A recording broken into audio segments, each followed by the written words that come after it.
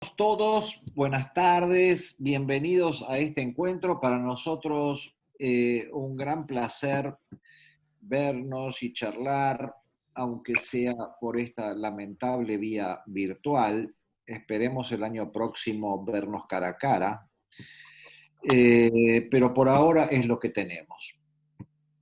Así que continuando con esto que se llama encuentros virtuales de esclerosis múltiple y a través de un nuevo portal de esclerosis múltiple que no sé si lo conocen y que de paso voy a aprovechar para hacerle propaganda, cuya dirección es la que ustedes van a ver abajo a la izquierda, es www.portalem.org. Ese portal que hemos desarrollado, yo creo que hace más de un año que venimos armándolo y eh, construyéndolo y que fue inaugurado hará unos 20 días, me gustaría que ustedes anotaran esa dirección y ahora en la próxima diapositiva les cuento de qué se trata. Respecto al programa de hoy, vamos a estar una hora y media, supongo aproximadamente, eh, abarcando básicamente el tema de pacientes con alta actividad y también el manejo de esos y de otros y de todos los pacientes con esclerosis múltiple en esta pandemia que obviamente es muy distinta para Jorge en la villa, para la gente de Bariloche y para la gente de acá de Buenos Aires. Son varias repúblicas obviamente muy distintas, pero que hay algunos factores comunes de los que quisiéramos discutir con ustedes y ver sus opiniones.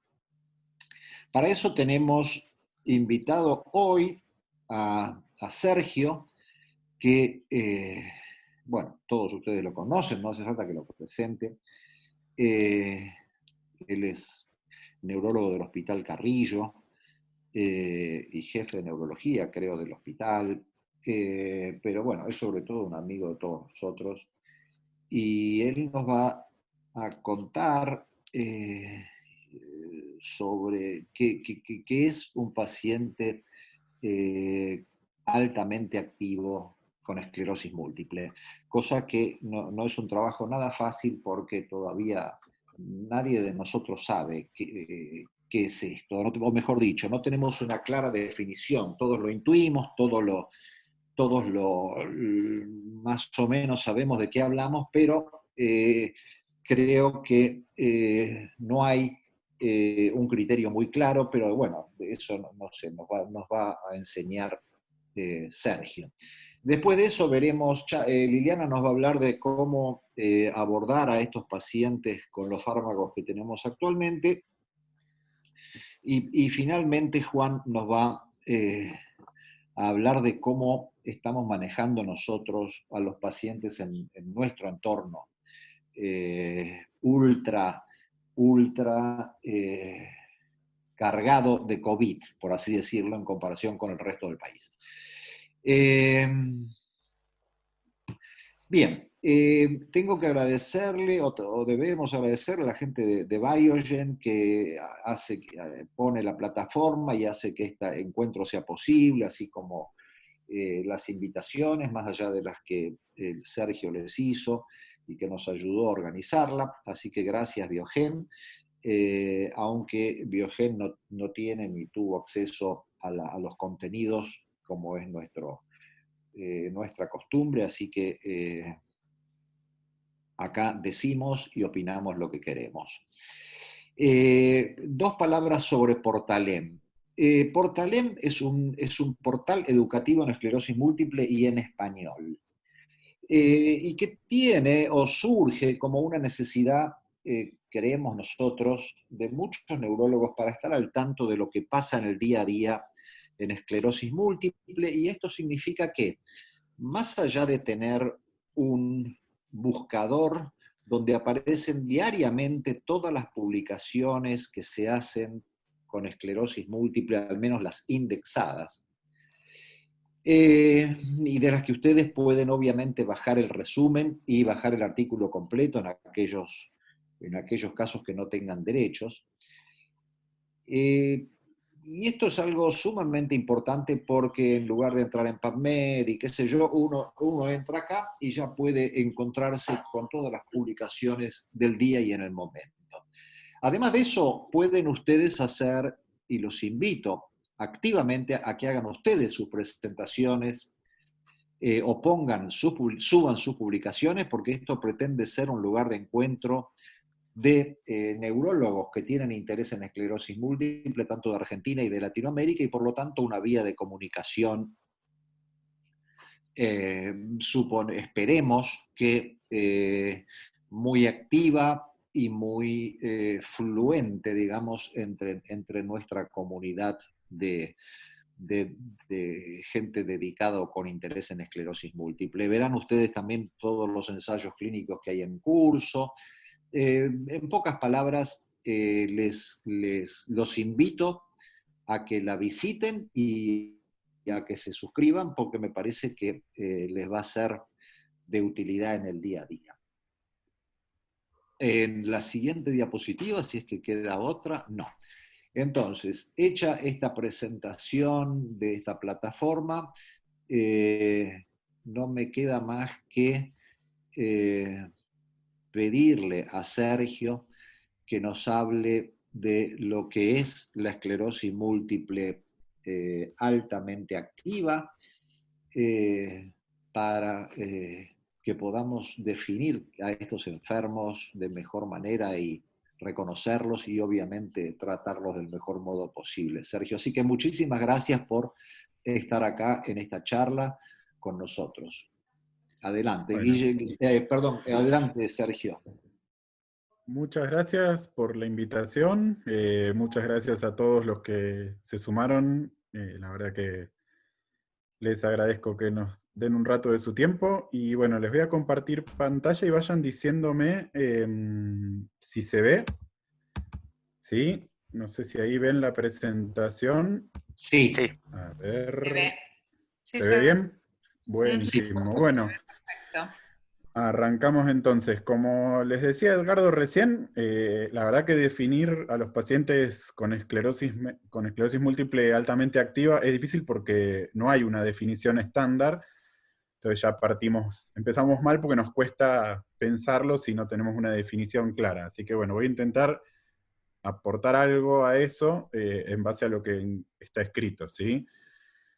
Bueno, entonces, ¿por qué es importante que tratemos de entender a qué llamamos esclerosis múltiple altamente activa? Porque más o menos entre un 5 y un 15% de los pacientes con esclerosis múltiple recurrente remitente o brotes y remisión tiene un curso altamente activo desde el inicio de su enfermedad. Entonces sería bueno si podemos tratar de descubrir estos pacientes cuando arrancan para tratarlos lo más apropiadamente posible, ¿sí? Uy, perdón, me pasé una. Entonces eso, lo que les decía recién, es importante identificarlos precozmente porque así elegimos bien con qué los vamos a tratar y podemos además estar muy atentos a la progresión rápida de su enfermedad, porque muchas veces son pacientes que como son muy activos de inicio, van a progresar más rápido y tenemos que estar atentos a si hay que hacer algún cambio de medicación o alguna otra cosa, estar especialmente atentos. Bueno. Entonces, para hablar de esto, les voy a contar un caso que vi hace poquito, me pareció que por ahí era una buena idea, lo había hablado también con Juan y con Edgardo y con Liliana, a ver si les parecía bien entrar por un caso clínico. Les cuento una paciente que vi, creo que por primera vez en febrero, si no recuerdo mal, una chica de 39 años, mujer, que no refería ningún antecedente significativo, ¿sí? Y que había tenido, según ella cuenta, hoy 2020, un episodio de parestesias en el miembro superior izquierdo allá por el 2011, como lo primero que logramos, digamos, rescatar, pero lo más llamativo era que desde el 2018 al 2020, todos los años había tenido algún síntoma nuevo, había tenido un episodio de diplopía en el 2018, un nuevo episodio de diplopía diferente al primero, según ella relata. El tema es que en estos episodios no tuvo ningún contacto con neurólogos y no teníamos ningún dato de su historia clínica previa.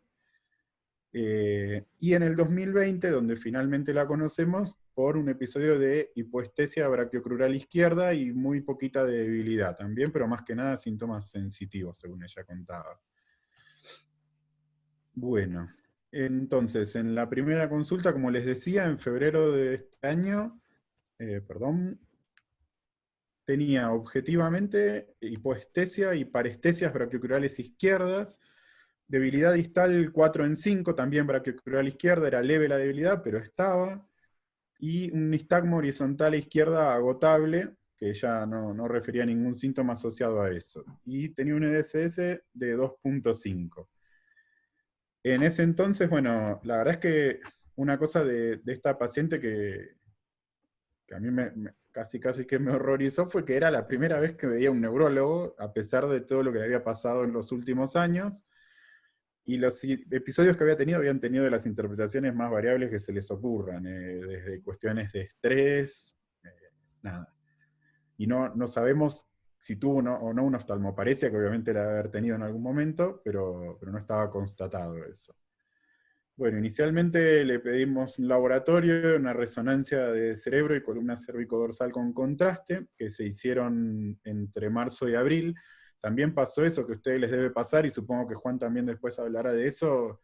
Calculo que les debe estar pasando un poco a todos, que si uno a veces tarda en hacer el diagnóstico de esclerosis múltiple en la normalidad, en estas circunstancias actuales, todo se retrasa, todo demora, los pacientes llegan más tarde, nadie quiere ir a un centro de salud por miedo a contagiarse, y entonces todo ocurre peor y más tarde, o por lo menos es un poco lo que estamos viendo por acá. Así es que bueno, exámenes complementarios de esta paciente, el laboratorio no mostraba nada muy llamativo, tenía una función tiroidea normal, tenía una vitamina D baja, que en estas épocas en la Patagonia nos encontramos que todos nuestros pacientes, si no lo suplementamos, tienen vitamina D baja. Tenía un FAN ahí en el límite, positivo 1 en 40, pero muy inespecífico, con todo el resto de las serologías de autoinmunidad negativas. Y tenía IgM negativas para la mayoría de los virus, con IgG positivas, o sea que tenía inmunidad para varicela, citomegalo, Epstein-Barr, herpes, y HIV y VDRL negativos, ¿sí? O sea que en el laboratorio nada que nos aporte mucho. Y ahora denme un segundito que les quiero mostrar la resonancia de cerebro de esta paciente, que la tengo acá. ¿Todos la ven ahí, la imagen? Perfecto. Bien. Bueno, les voy a mostrar primero el T1 con contraste, o prefieren ver alguna otra secuencia primero. Ah, está bien. El flare, Arran- si podés mostrar primero. Dale, espérame que busco el flare.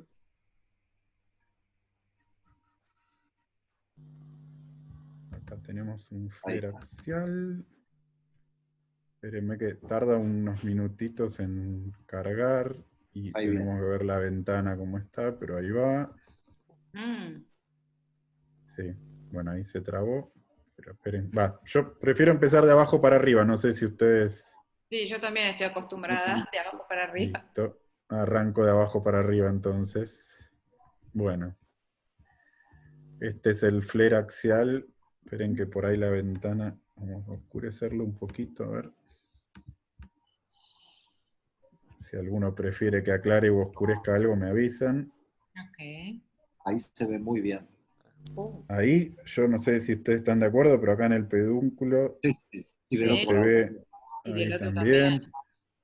En los temporales también. Ahí se ve más claro. En los temporales también.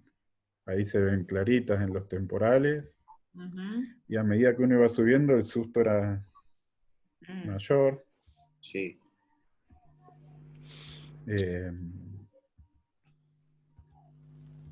Si Sergio, bien igual, a mí por lo menos me dio la impresión de que la imagen también mostraba que, si bien tiene más actividad en los últimos años, es una enfermedad que ya lleva muchos años de actividad también.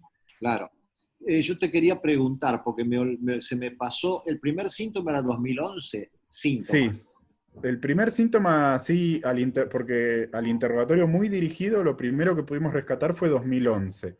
El tema es que después ella no reconoce sintomatología hasta el 2018, lo cual a mí me llama la atención y creo que algo debe haber habido que ella Claro, pero no van por lo menos registró.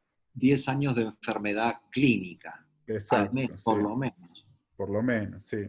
Y del 2018 para acá, un brote por año al menos, digamos. Sí. Bueno, este es el flare axial y sí, no sé si les El muestro el Gadolinium T1. es- Este es el T1 con gadolinio. sí, ahí hemos Ujú. referido. O sea, ahí se ve una ya con un realce anular, ¿no? Sí, Acá otro, hay una con realce nodular, otro. otra acá.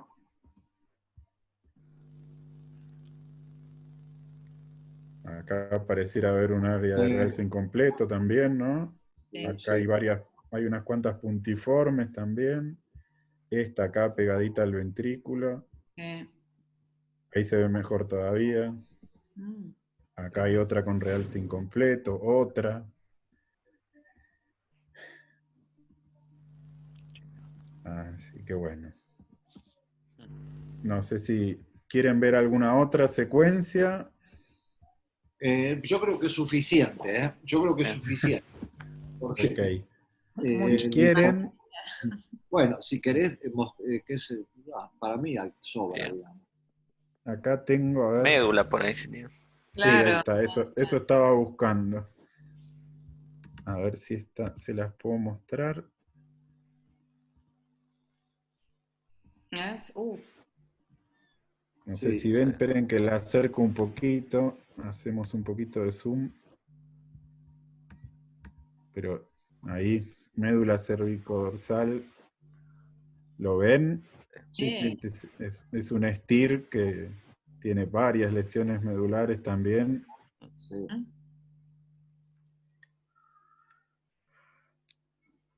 Bueno. ¿Es el epéndimo lo de abajo? Sí, O... parece, ¿no? Sí, pareciera como si además tuviera un poquito dilatado el epéndimo, pero acá tiene varias. Ahí Sí. está.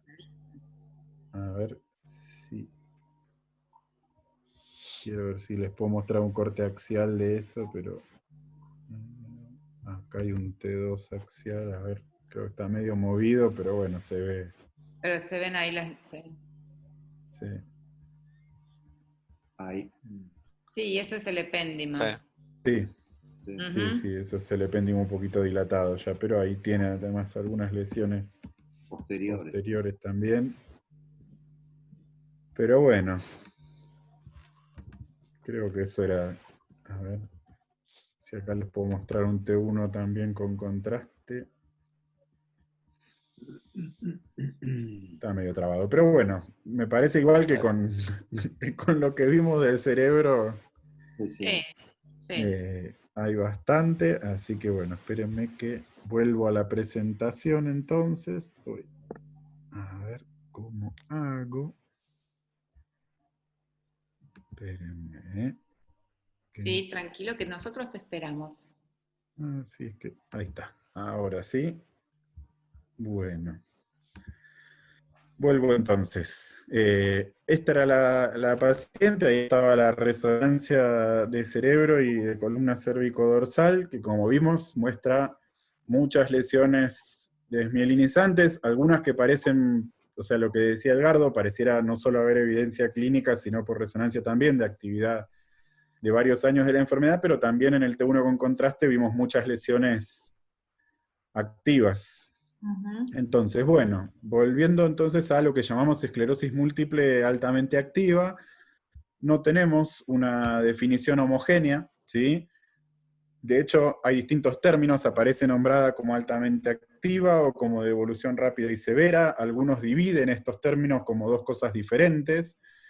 Pero básicamente el punto en común es que hay un desarrollo temprano de discapacidad, yo no diría tan inesperado si uno no aprende a ver qué es lo que tenemos adelante, pero hay un desarrollo temprano de discapacidad recaídas frecuentes, recuperación incompleta entre las diferentes recaídas con acumulación de discapacidad, y evidencia de gran actividad inflamatoria en la resonancia. Entonces hay distintos, en cuanto a definiciones, la verdad es que yo no encontré una definición homogénea que uno puede decir, bueno, esto es esclerosis múltiple altamente activa. Algunos postulados o ideas de cómo nombrarla, en algunos trabajos hablan de una tasa de recaídas que se incrementa o que no cambia en relación al año previo, a pesar del tratamiento con una droga modificadora de la enfermedad.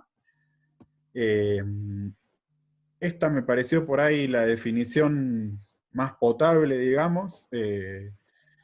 Quienes desarrollen un EDSS de 4 a los 5 años del inicio de la enfermedad, o sea, del inicio de la enfermedad, tomamos 5 años y a los 5 años tiene un EDSS de 4, 2 o más recaídas con recuperación incompleta en el último año, y 2 o más resonancias con aumento en la carga lesional, ya sea el número o volumen de lesiones en T2 y o lesiones gadolíneo positivas, a pesar del tratamiento con algún fármaco activo para la enfermedad, y que no hayan además tenido respuesta al menos a una droga modificadora, por lo menos en el último año, ¿sí? O sea, son criterios tanto de progresión clínica por EDSS, de tasa de recaídas, de resonancia y de respuesta a medicación. Digamos, esos serían como por ahí los 4 puntos más claves para definir alta actividad. Y esto lo diferenciaban en algunos de los trabajos de la de severa evolución, que sería la que tenga 2 o más recaídas discapacitantes en el último año, y 1 o más lesiones gadolíneo positivas o aumento de la carga lesional en T2 en relación a la resonancia previa. Yo creo igual que me parece que ahora vamos a ver en realidad que por ahí el punto importante, más allá de qué definición adoptemos, es qué cosas me tienen que llamar a mí la atención del paciente cuando lo recibo, que diga, ojo con este paciente, que a pesar de que por ahí es joven y lo reviso y tiene un EDSS más o menos bajo, bueno, tengo que estar atento a que por ahí no va a evolucionar bien. Sí, o sea, vuelvo a lo que decía Edgardo al principio, no nos centremos en una definición porque la verdad que no la hay, pero sí centrémonos en qué factores busco para tratar de distinguir a estos pacientes. Entonces, me parece que o sea, la realidad es que esta tablita que está puesta acá, me parece que resume básicamente todo lo que yo les quiero contar. Entonces, ¿cuáles serían lo que podemos llamar factores de riesgo para esclerosis múltiple altamente activa? Los vamos a dividir en factores propios del paciente demográficos, factores clínicos en relación a la presentación de la enfermedad, factores de resonancia y algún otro, ¿sí? Entonces, demográficos serían, uno, el sexo masculino y el inicio luego de los 40 años. O sea que si el paciente que tengo adelante es un varón de más de 40, debería estar atento. Etnias no caucásicas, en Argentina calculo que vemos poco, pero a tenerlo en cuenta, y el tabaquismo, que por ahí es un factor modificable, ¿no? Entonces, insistir sobre el tema del tabaquismo a nuestros pacientes. Estos serían los factores demográficos, o sea, sobre todo para recordar varón de más de 40 años, ¿sí? ¿Cuáles son los factores clínicos? Recaídas frecuentes, ¿sí? Como decíamos recién en la definición, 2 o más recaídas en el último año, y que esas recaídas tengan recuperación incompleta, es otro factor. En cuanto a clínico, importante eso, recaída frecuente con recuperación incompleta. Una cosa, el que quiera interrumpir, aportar o algo, mi idea no es estar hablando media hora seguida, sino que pregunten lo que quieran o paren o cuenten lo que les parezca. En cuanto después al compromiso clínico, se vio que el compromiso piramidal, cerebeloso, esfinteriano o cognitivo correlaciona con peor evolución de la enfermedad, ¿sí? Entonces, tener en cuenta que si hay compromiso piramidal, hay compromiso cerebeloso al inicio, o al inicio ya hay un compromiso esfinteriano, esta paciente que les conté, una de las cosas que tenía al interrogatorio dirigido era cierta urgencia miccional y algún que otro episodio de incontinencia. Entonces eso ya llama la atención. Ir a buscar también el compromiso cognitivo. Y lo otro que correlaciona con mala evolución de la enfermedad es el inicio multifocal, ¿sí? O sea, que aparezcan síntomas diferentes. Yo me acordaba de una paciente que el otro día se la contaba también a Jorge, una chica que vimos en el 2015 acá en Bariloche, que inició con afasia hemiparesia. De hecho, cuando la internamos pensamos que era una ACV y después terminamos descubriendo que era esclerosis múltiple. y esa paciente me acuerdo que desde el inicio tenía mucha carga lesional, un compromiso multifocal, y sin embargo es una paciente que evolucionó hasta ahora en 5 años bastante bien, pero bueno, también después de ese primer brote inició tratamiento. Así que bueno, como factores clínicos tener en cuenta esto: recaída frecuente, recuperación incompleta, inicio multifocal y compromiso de estos dominios, digamos. Bueno, de resonancia, ¿qué me tiene que llamar la atención? Número y volumen de lesiones en T2, ¿sí? A mayor número y volumen de lesiones en T2, este era uno de los parámetros de resonancia que mejor correlacionaba con mal pronóstico. Lesiones Gadolinium positivas, sí, también el número de lesiones Gadolinium positivas correlaciona en los primeros 5 años con peor evolución de la enfermedad.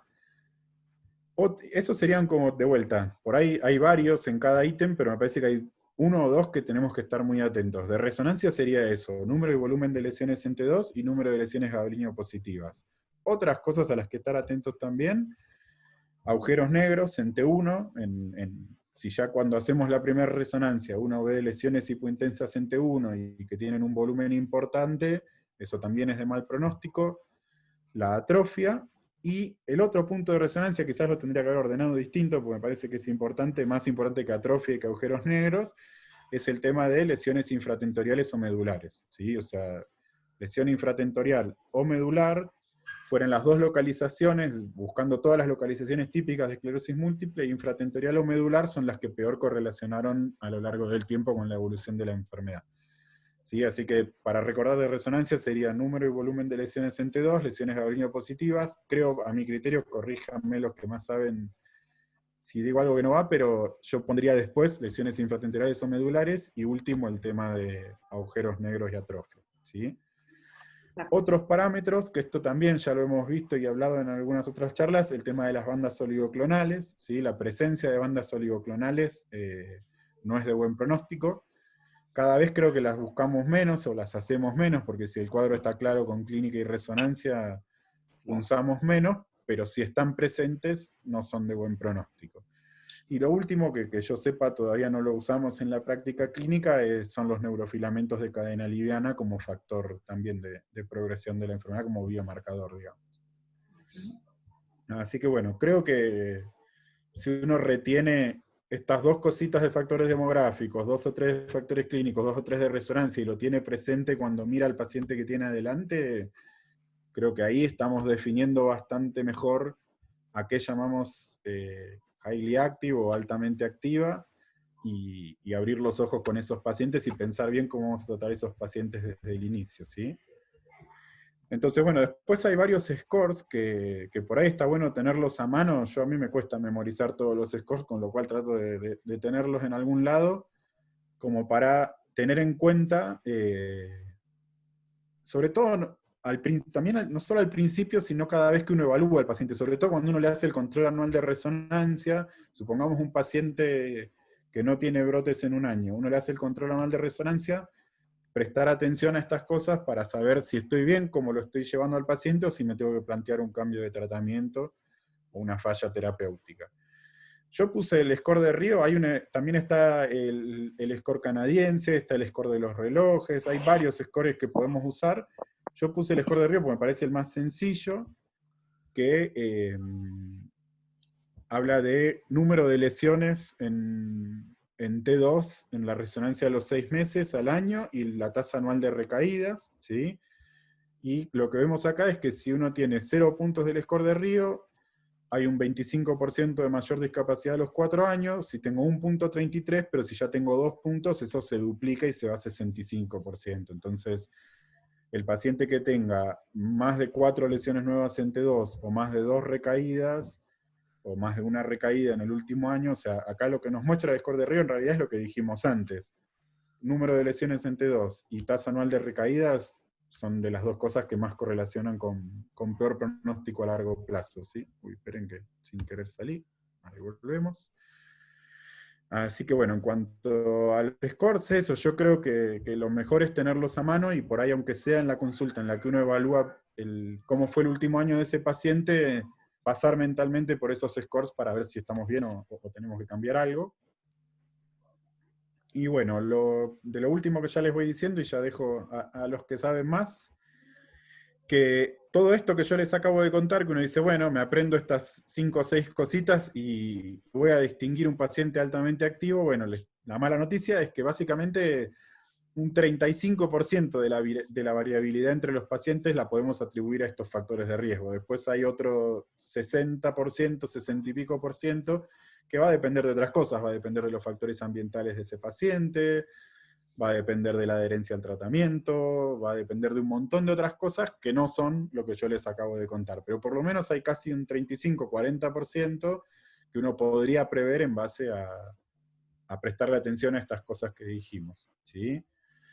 Y la otra cosa que para mí es algo que por ahí me gustaría escuchar también lo que dicen Juan y Liliana, es que la mayoría de los estudios de fase 3 de las diferentes drogas modificadoras no son comparables entre sí. O sea, yo no puedo agarrar los ensayos de Fingo, los ensayos de Cladribino, los ensayos de Natalizumab y decir, bueno, a ver cuál elijo comparándolos, porque tienen diferencias de diseño, tienen diferencias en los comparadores, tienen diferencias en los criterios de inclusión, en el objetivo, en las características basales de los pacientes. Entonces creo que una herramienta que supongo Liliana nos va a contar un poco más, pero que estaría bueno tener, es decir, bueno, ¿cómo comparo y cómo elijo para cada paciente un medicamento? ¿Es más artesanal, es menos artesanal?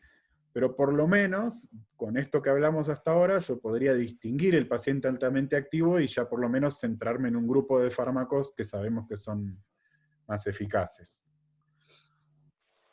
Bueno, esto es un poco de donde armé la charla, son los artículos que hablan de estas cosas que les contaba recién, de predictores y otras cosas. Así que por si alguno los quiere leer, se los paso o los tienen ahí para buscarlos.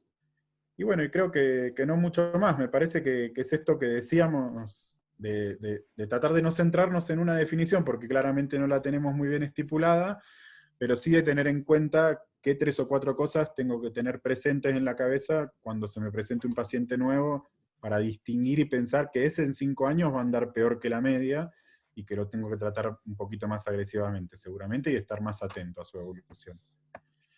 Así que bueno, creo que eso sería todo. Bueno, Espero que les haya servido. Ahí tienen excelente. cualquier cosa, mis correos electrónicos también. Muy bien, los tenemos. Sergio, excelente charla, muchísimas gracias. Lo único que lamento es que no nos hayas dado una definición completa de lo que es un paciente highly active. Pero No bueno, la encontré. no la encontraste y ni existe en el mundo. Pero bueno, Bien. más allá de esa pequeña desilusión, nos has dado una idea muy clara de en qué debemos pensar, ¿no? Y qué debemos mirar. Lo que yo les quisiera preguntar es si ustedes vieran la resonancia que Sergio nos mostró en una paciente que hubiera debutado en ese momento con un síntoma leve como una neuritis óptica, y Sergio le hubiera pedido una resonancia magnética del cerebro y de la médula, y se hubiera encontrado con eso, fíjense el peso que hubiera tenido igual la resonancia, ¿no? Porque sin duda la hubiéramos considerado una paciente altísimamente activa y en la que hay que hacer algo urgente y desesperado, digamos. Por eso es que no todos los factores que estamos acostumbrados a enunciar tienen el mismo peso. La resonancia magnética sin duda tiene muchísimo más peso que el resto ¿cómo se llama? De los De los factores, criterios sí. Sí, eh, los o de factores los de riesgo. factores, o de los factores de riesgo, porque si se nos presenta un varón no caucásico eh, que tiene más de 40 años y que además de eso,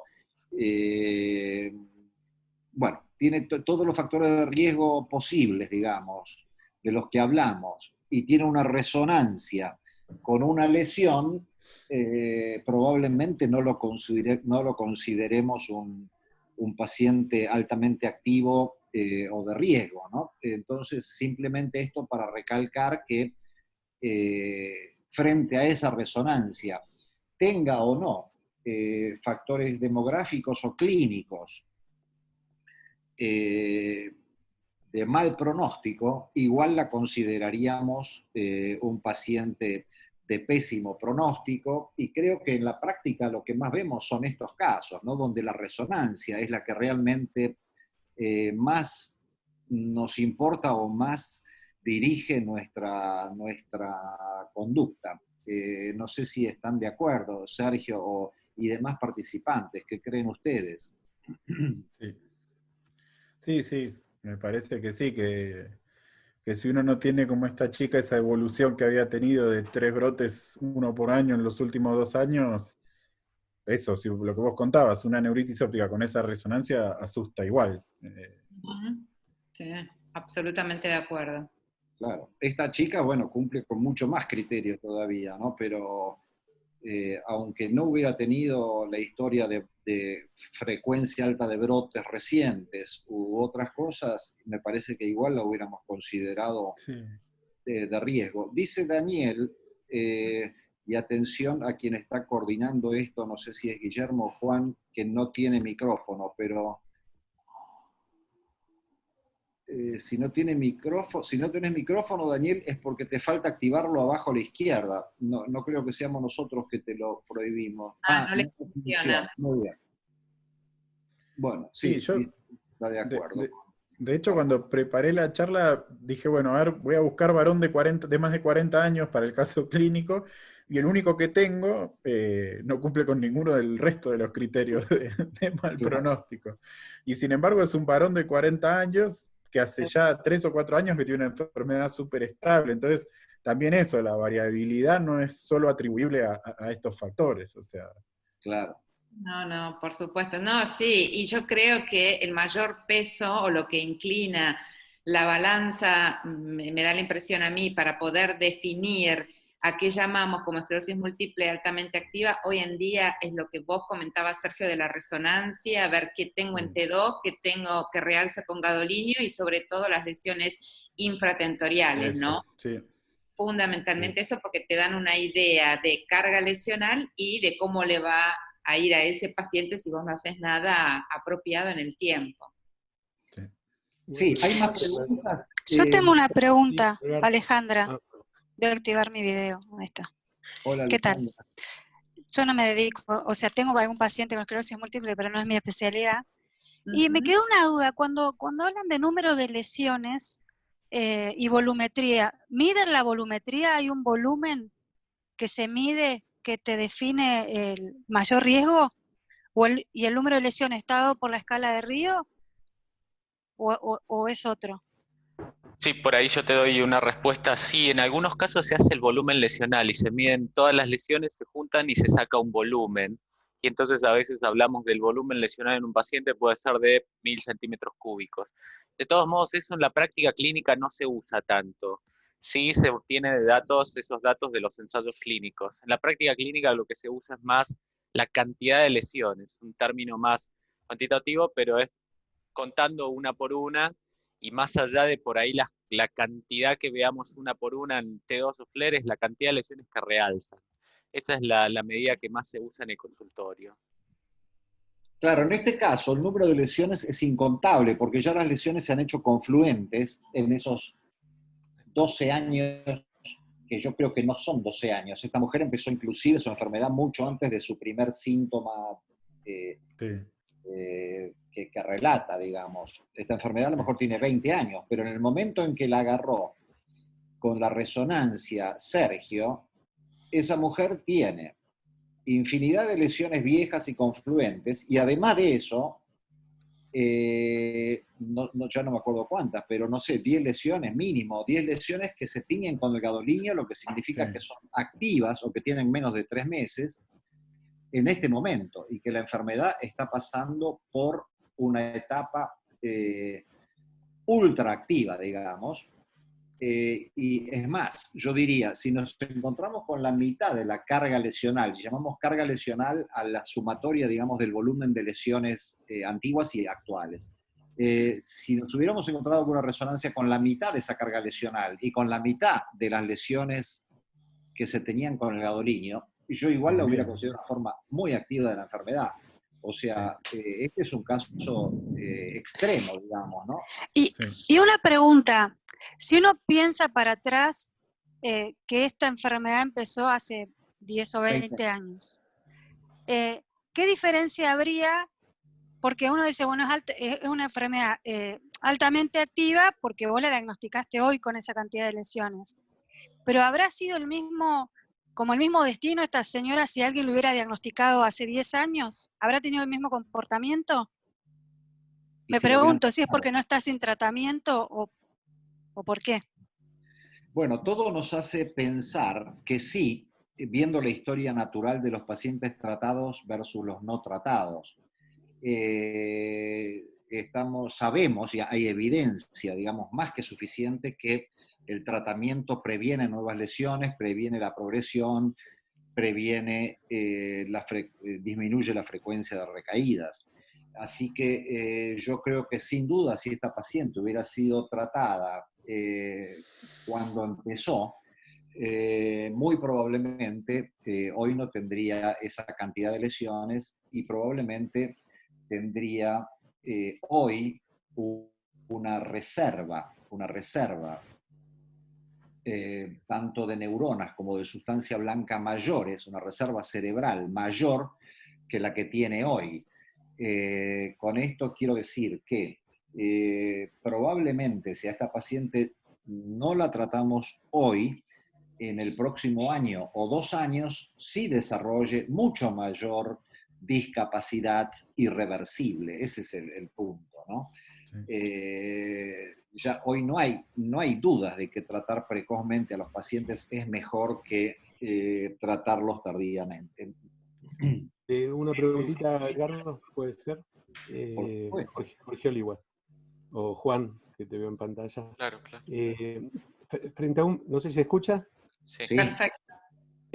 Frente a un paciente como el que planteábamos antes, de varón mayor de 40 años, con una sola o 2 lesiones, que quizás comenzaremos un tratamiento más conservador, menos agresivo, pero ¿podría modificarnos el seguimiento de ese paciente, sabiendo que es un varón de 40 años y que teóricamente tabaquista quizás, y que sabemos que tiene más riesgo, en vez de hacerlo resonancia anual, como hacemos habitualmente, hacerlo cada 6 meses?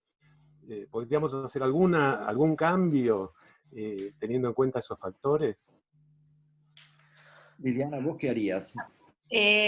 Yo lo que haría es, empiezo el tratamiento, digamos, si es varón, tiene 40 años y demás, pero tiene muy pocas lesiones a nivel de la resonancia de cerebro, ¿sí? No le encuentro lesiones infratentoriales, no realzan con el gadolinio y de pronto no tienen la médula. Uno no se plantea iniciar con una droga, como puede ser un anticuerpo monoclonal, ¿sí? Por ponerlo así como ejemplo de un fármaco altamente activo.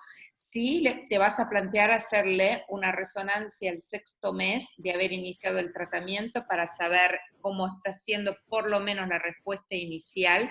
La siguiente resonancia sí yo la haría dentro del año. Según lo que viera en esa resonancia dentro del año, podré sostener o no mi conducta. Porque de hecho, más allá de que sea un factor de riesgo, el hecho de que sea hombre y más de 40 años, no es que te va a condicionar la respuesta al fármaco que vos hayas elegido, ¿eh? Y de antemano no vas a poder tampoco predecir cómo va a ser la respuesta de ese hombre. Pero en pocas palabras, Liliana, por lo que pregunta Jorge, si fuera una mujer de 20 años y no un hombre de 40, como dice Jorge, la voy a monitorear igual, a la mujer de 20 años la voy a monitorear igual también.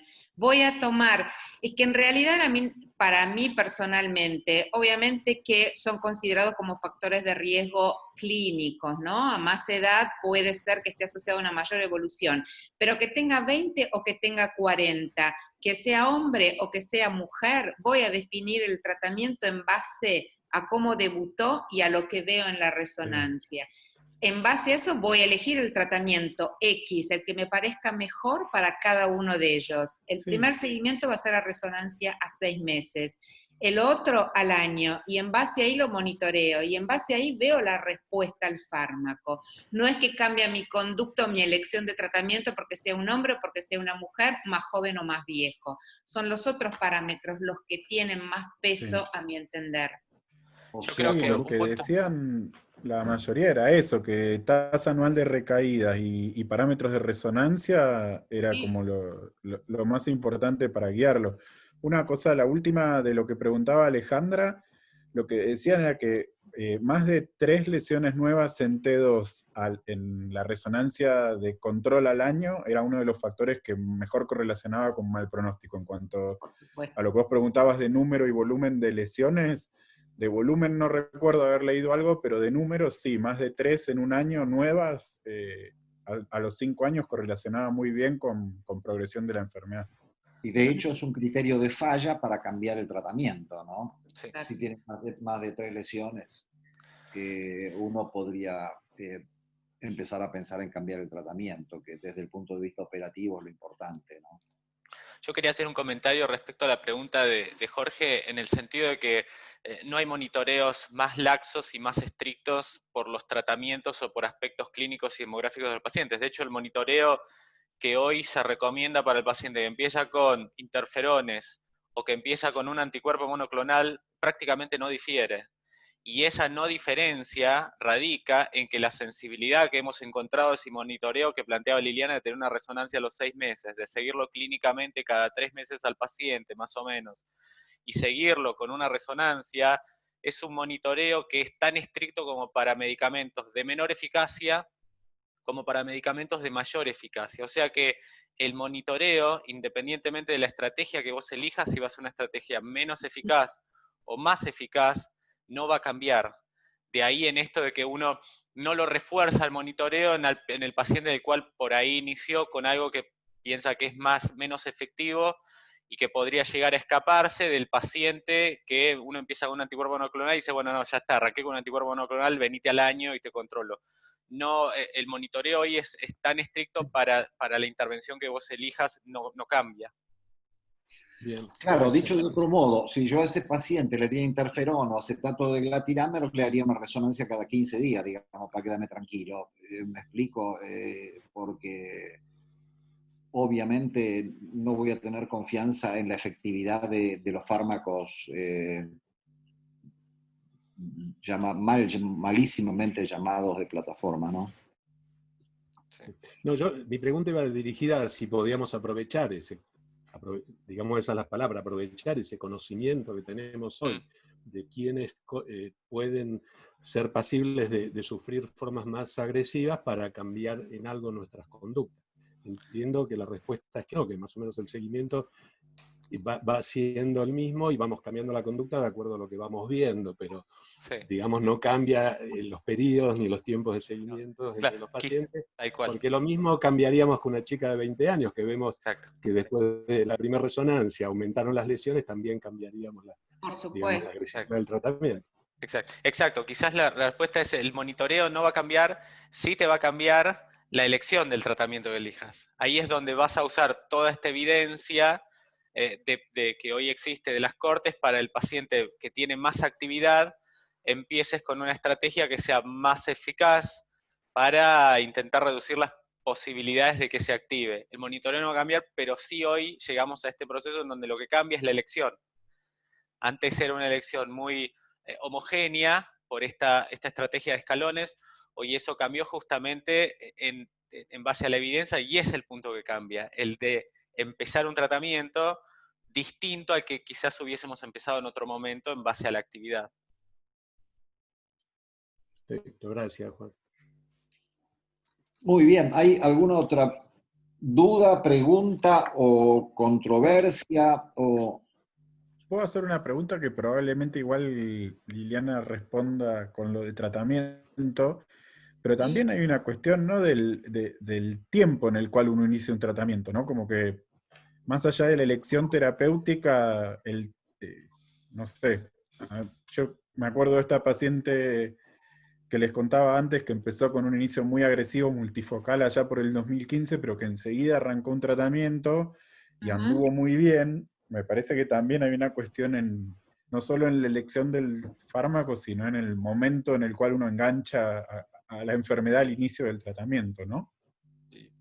Sí, también, porque de pronto, bueno, afortunadamente en esta mujer su nivel de discapacidad en este momento no es muy alto porque, según vos mostrabas ahí, es un 2.5. Sin embargo, cuando vos miras su resonancia, vos ves que tiene una carga lesional que es muy importante, probablemente tenga atrofia y no sabemos si desde el punto de vista cognitivo está perfecta, ¿de acuerdo? Sí, no Entonces, tengo una evaluación cognitiva de esta chica todavía y probablemente ahí haya algo para sumar un poco más, seguramente. probablemente, pero no lo sabemos. Si esta misma chica vos la hubieras podido conocer 5 años atrás o al comienzo de su enfermedad, la historia indudablemente hubiera sido otra. Primero, prácticamente si tuvo ese episodio de hipoestesia que fue con lo que arrancó, se hubiera recuperado muy bien sin secuela. Pero vos ya habiendo visto presencia de lesiones medulares, habiendo visto el cerebro como era en ese momento, hubieras elegido un tratamiento y probablemente al día de hoy no te encontrarías con una mujer que siguió haciendo recaídas y que tiene semejante carga lesional en la resonancia. Obvio que la historia hubiera sido otra, pero vos tenés que trabajar con la paciente que acabas de conocer. Y entonces tratarás de hacer ahora lo mejor para torcer de hoy en adelante su historia. Por eso es que, viste, siempre todo va a depender del momento en la historia en que vos lo conoces. Idealmente, cuando la conoces en el debut, fantástico, porque vos trabajás mucho más activamente en cambiar la historia. Si te toca conocerla más tarde, trabajarás con lo que tenés para modificar su conducta, digamos, la evolución. Déjenme meter un último bocadillo, que es una estupidez o una obviedad, pero de la que a veces nos olvidamos. En esta mujer, lo que hay que hacer es apagar un incendio rápido, porque esta mujer está pasando por un momento inflamatorio importantísimo de su enfermedad. Y para apagar un incendio rápido hacen falta remedios que actúen de forma rápida. En esclerosis múltiple hay ahora 13 o 14 medicamentos. Cada uno de ellos tiene tiempos de inicio de la acción distintos. Medicamentos como los interferones o el acetato de glatilamer, de los primeros que tenemos y que muchos seguimos usando, van a empezar a funcionar al año de iniciar el tratamiento, ¿me explico? Entonces, esos medicamentos no deben usarse en este caso, porque el incendio este hay que apagarlo en un mes o en 2 meses, no en un año. Bueno, ese concepto, por favor, es muy obvio, no se ofendan que se los diga, pero ténganlo en cuenta siempre que elijan un tratamiento, el tiempo de inicio de acción de determinado medicamento. Bien, ¿más comentarios, chicos? Les digo chicos porque todos tienen 50 años menos que yo, ¿no? Si no hay más comentarios, bueno, vos Lili no te rías porque justamente vos no sos vos tenés 10 años menos. Estaba esperando el golpe, no te preocupes. Por eso la felicito. Sí, por eso te di el pie. Es el filtro de la cámara. Bueno, si no hay más, veo que está Fernando Leone, un fuerte abrazo.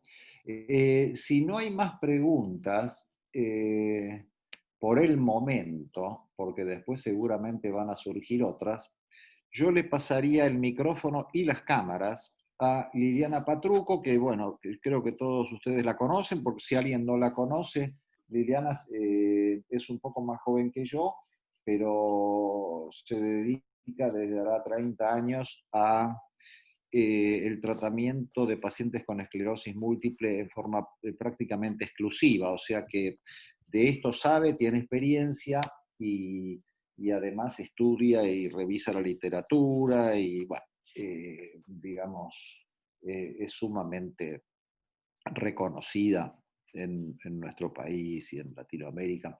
Así que nos va a enseñar cómo abordamos o cómo abordaría ella a los pacientes con formas muy activas de la enfermedad. Adelante, Lili. Bueno, gracias por tantos elogios. No sé si les voy a poder enseñar algo, pero por lo menos vamos a ver qué es lo que tenemos hasta el momento. Y vamos a tratar de ver los fármacos, ¿no?, que podemos utilizar para abordar a estos pacientes con formas muy activas de esclerosis múltiple. Y retomo algo de lo que dijo Sergio, que fue muy importante, y que alrededor de 1/3 de los pacientes que vamos a conocer por primera vez van a tener formas muy activas de la enfermedad, aunque no haya una definición que sea consensuada mundialmente, y que dentro de estos factores clínicos, imagenológicos, demográficos y demás que tenemos, hay algunos que indudablemente van a tener mucho más peso, como hablamos hasta ahora, y que van a estar directamente relacionados con la resonancia. ¿Y por qué es importante identificar a estos pacientes? Porque, como algo ya también anticipamos, hay nuevos paradigmas de tratamiento. Este era el que habitualmente se había utilizado en esclerosis múltiple, que era lo que siempre llamamos como el paradigma tradicional, lento y seguro, donde, y esto hace unos años atrás, todos los pacientes empezaban con la misma terapia, independientemente de sus factores de riesgo, y en la medida que veíamos que las cosas iban mal, iba cambiando nuestra conducta. Hoy en día sabemos que no es esta la forma de abordar el tratamiento de una persona con esclerosis múltiple, sino que es esta. Y en cada uno de ellos, partiendo del objetivo que queremos suprimir toda evidencia de actividad de la enfermedad, es como que damos vuelta ese triángulo y empezamos a hablar de tratamiento personalizado. Hay obviamente un gran abanico de pacientes, no todas van a ser formas muy agresivas, por lo tanto existe espacio para las distintas terapias que tenemos, pero indudablemente que vamos a tener que reconocer a aquellos con mayor actividad, porque indudablemente la forma o el approach de tratamiento que vamos a hacer en ellos es completamente distinto. No podemos perder este tiempo pasando por 1, 2, 3 o más fármacos hasta llegar Algo al... se cortó, no te oímos. ¿Y ahora? Ahora Sí, se parecería que... escucha. Se escucha bien. Se escucha bien. Ok. Entonces, la idea con esos pacientes no es perder el tiempo escalonando las opciones, sino darle a cada uno de ellos lo que realmente le corresponda. Y hablando de estos fármacos que funcionan o que por lo menos en sus ensayos clínicos mostraron evidencia de que actúan en pacientes con formas agresivas, podemos mencionar, por ejemplo, fingolimod. Vamos a ver que cuando revisemos distintos ensayos clínicos o estudios comparativos que se hacen, tampoco hay un acuerdo, porque no en todos los ensayos clínicos se define que son formas muy activas. Tampoco hay ensayos clínicos hechos pura y exclusivamente en pacientes con formas muy activas, sino que de pronto se hacen análisis dentro de la cohorte de pacientes de aquellos que se consideraron muy activos.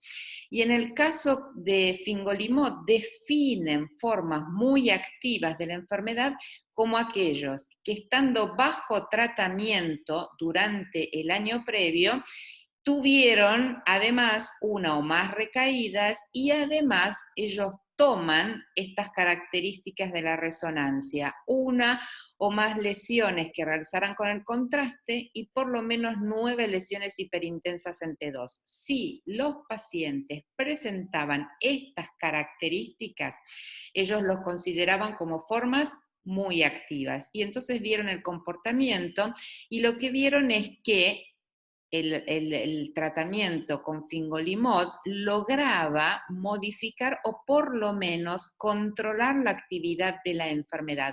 Por eso, de hecho, fingolimod es uno de los fármacos que utilizamos actualmente dentro de las opciones orales para abordar pacientes con formas activas de la enfermedad o formas muy activas de la enfermedad. Que por supuesto, otra de las cosas que tenemos que tener en cuenta en la elección de un fármaco, y esto aplica para todos, es las comorbilidades que tiene, porque de hecho frente a ciertas comorbilidades, algunas opciones de tratamiento las podemos dejar de lado, el hecho de que sea mujer y el tema de la planificación de su embarazo, el tema de que cuando planteamos suspender el tratamiento existe un riesgo de rebote o reactivación de la enfermedad, que a veces deja incluso mucho más secuelado al paciente de lo que teníamos antes. Entonces son varios los factores que tenemos que considerar. Dentro de las drogas orales, otro de los fármacos que pueden ser utilizados es dimetilfumarato.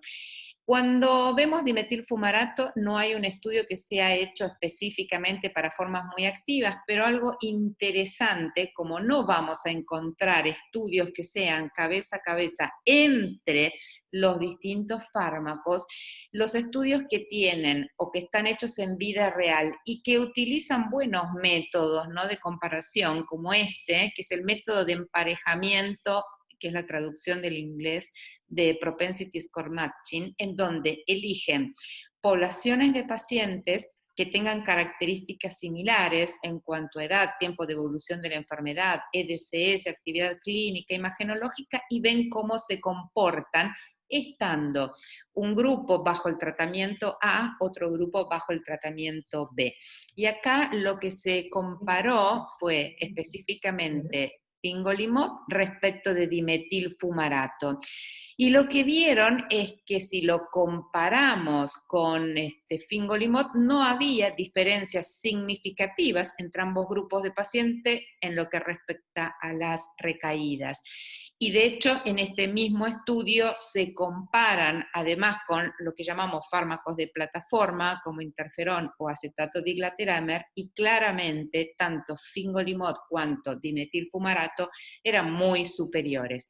Pero entre estas dos opciones de tratamiento oral no se encontraban diferencias. Y esto es a partir de otra cohorte que fue de Estados Unidos y que también tiene que ver con la vida real, que mostraron qué pasaba en pacientes que habían fallado a plataforma a una droga que considerábamos más activa.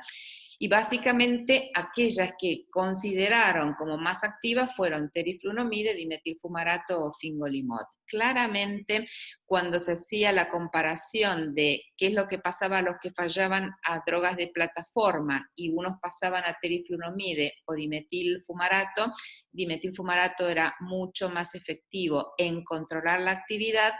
Cuando los que fallaban a plataforma eran switcheados a dimetilfumarato o fingolimod, no había diferencias entre ambas poblaciones en cuanto, fundamentalmente, acá lo que se fijaron es la actividad clínica medida en recaídas. Por lo tanto, parece ser también que dimetilfumarato es una opción terapéutica aceptable para pacientes con formas activas de la enfermedad. Y más recientemente aparece en el escenario cladribine. Cladribine con un mecanismo de acción totalmente diferente a los dos fármacos de los cuales recientemente hablábamos, con un tratamiento que es mucho más acotado en el tiempo, que se lo engloba dentro de los que son los llamados fármacos de reconstitución del sistema inmune, y que son terapias muy cortas en el tiempo, pero cuyo efecto persiste más allá del tiempo en que activamente el paciente estuvo recibiendo el tratamiento. Y se vio que en pacientes que tenían falla a un tratamiento previo o que tenían un curso agresivo de la enfermedad, y cómo lo definieron en este caso, 2 o más recaídas en el año previo,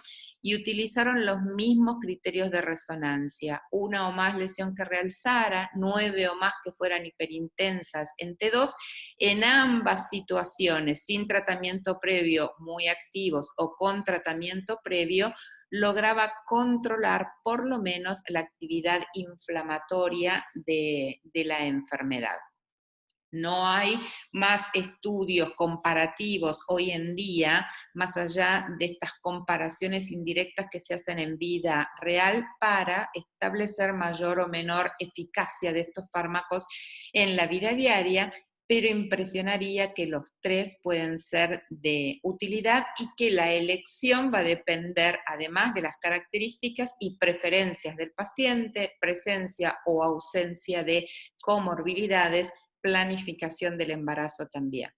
Dejamos un poquito de lado lo que son las drogas orales y pasamos a los anticuerpos monoclonales. Dentro de los anticuerpos monoclonales está alemtuzumab que ahora cuando veamos también cómo fueron aprobados por el ANMAT en Argentina, vemos que tampoco hay una clara definición de qué consideramos como activo. Alemtuzumab está indicado para el tratamiento de aquellos adultos que tienen esclerosis múltiple, forma recaída, remisión, con enfermedad activa. ¿Y cómo definen la enfermedad activa? En realidad no la definen de ninguna manera, dicen que va a estar definida por las manifestaciones clínicas o por resonancia magnética. Lo interesante es que en los 2 estudios pivotales que hay con natalizumab en el KEREMES-1, donde los pacientes eran naive, no habían recibido ningún tratamiento previo, o en el segundo ensayo clínico, que es el KEREMES-2, donde eran previamente tratados, y viendo específicamente a los activos, que en el ensayo clínico fue definido como 2 o más recaídas en los 2 años previos, o 1 o más recaídas en el año previo, y que tuvieron una resonancia compatible con esclerosis múltiple, o sea que acá lo que predominaba era el criterio de actividad clínica en estos pacientes. Si lo comparamos con interferón, que fue el comparador que se utilizó en este ensayo clínico, alemtuzumab era claramente más efectivo. Entonces, de alguna manera podemos ver que respecto del comparador, que en este caso es un fármaco de los que llamamos de plataforma, alemtuzumab indudablemente es mucho más efectivo para controlar a estos pacientes. Y no solamente, y esto es lo interesante, porque muchos de los ensayos clínicos nos muestran qué es lo que ocurre con actividad clínica y no muestran tanto la discapacidad. También en este caso, el porcentaje de pacientes que progresaba su discapacidad era significativamente menor respecto de aquellos que habían recibido droga de plataforma o que incluso en algunos pacientes podía mejorar la discapacidad. Esto nos muestra también de alguna manera que el elegir una droga de alta eficacia en un paciente que estamos considerándolo como muy activo, le cambia realmente la historia al paciente, porque este subgrupo de pacientes, más allá de que después eventualmente nosotros corrijamos la conducta terapéutica y lo cambiemos a una droga más activa, nunca estas curvas van a terminar juntándose. Y el tiempo que nosotros hemos perdido, más que nada lo perdió el paciente, ¿no? Utilizando un fármaco no suficientemente efectivo para controlar la actividad de base, más allá de que después nosotros hagamos un recalculando y cambiemos nuestra terapia, no vamos a poder recuperar lo que se perdió. De ahí la frase que usamos también ahora en esclerosis múltiple, es que tiempo es cerebro también en esta enfermedad. Lo que no cambiamos en los primeros años va a ser difícil que lo podamos recuperar más adelante. Y además de lo clínico y la progresión de la discapacidad, tuvo impacto también en todos los parámetros de resonancia, lo cual habla de que tiene un muy buen efecto antiinflamatorio este anticuerpo monoclonal. El otro de los anticuerpos monoclonales que empezamos a utilizar hace relativo poco tiempo en Argentina es ocrelizumab, que de hecho está indicado para, esta es la forma en que está aprobado para ANMAT, para pacientes con formas recurrentes de esclerosis múltiple. Formas recurrentes de esclerosis múltiple, y tenemos los fenotipos a recaída, remisión y los fenotipos primarios progresivos. Ahora, lo interesante es que en los ensayos clínicos para los pacientes a recaída, remisión, todos tenían lo que podríamos considerar como formas activas, por la presencia de 2 o más recaídas en los 2 años previos o una recaída en el año previo. O sea, una cohorte de pacientes con alta actividad de la enfermedad. Lo que se vio es que también en este caso y en relación a su comparador, que también en este caso fue interferón a altas dosis, tanto en el periodo ciego del estudio, cuanto después en la extensión, lo que vamos a ver es que en la fase de doble ciego, los pacientes que estaban tratados con ocrelizumab disminuía muchísimo la cantidad de recaídas, y lo interesante es que después en el seguimiento, los que estaban con ocrelizumab seguían manteniendo su tasa baja de recaídas, pero se podía modificar por lo menos la historia de actividad inflamatoria de aquellos que primero habían empezado con interferón y que después pasan a una droga más activa. Pasa con la actividad inflamatoria, que es uno de los aspectos de la enfermedad. Lo que sí no vamos a poder corregir es lo que pasa con el fenómeno degenerativo. Inflamación y degeneración se dan juntos desde el inicio mismo de la enfermedad. Y ustedes fíjense que en los pacientes que tenían desde el tratamiento o habían recibido ocrelizumab, la velocidad a la que progresaba su discapacidad era muy distinto a aquellos que habían iniciado con una terapia que no era la más apropiada. Y como dijimos anteriormente, estas curvas nunca se van a juntar. Vuelvo a repetir lo que había dicho antes. El momento más importante es cuando conocemos al paciente, definimos el grado de actividad mayor o menor de la enfermedad, y la decisión que tomemos en ese momento va a ser crucial, y lo que le va a ocurrir en los siguientes años va a depender justamente de esta elección. Como vimos en el ejemplo de ocrelizumab, sí, controlamos la actividad inflamatoria en ambas cohortes de pacientes, pero lo que ocurre en la discapacidad, si bien la podremos torcer un poco, nunca estas curvas se van a terminar juntando. Y el último anticuerpo monoclonal del cual vamos a utilizar es aquel con el cual sí tenemos mucha más experiencia, fue el primero que aparece en Argentina, y en la aprobación de ANMAT vemos que está mucho más claramente determinada, tomando definiciones de las que nos habló Sergio en su presentación, ¿no? Definen como pacientes muy activos aquellos pacientes que, a pesar de haber recibido un tratamiento completo y adecuado con al menos un tratamiento modificador de la enfermedad, siguen con actividad, o para aquellos pacientes con formas recaída-remisión que tienen una evolución grave o rápida. ¿Y eso cómo lo definen? 2 o más recaídas que hayan dejado secuelas o discapacidad en un año, y con 1 o más lesiones que realzarán con gadolinio en la resonancia, o con un incremento de la carga lesional en T2 respecto de una resonancia anterior. Acá ya está mucho más definido, a pesar de que esta aprobación ya lleva mucho más años, de qué consideramos como formas más activas de esclerosis múltiple.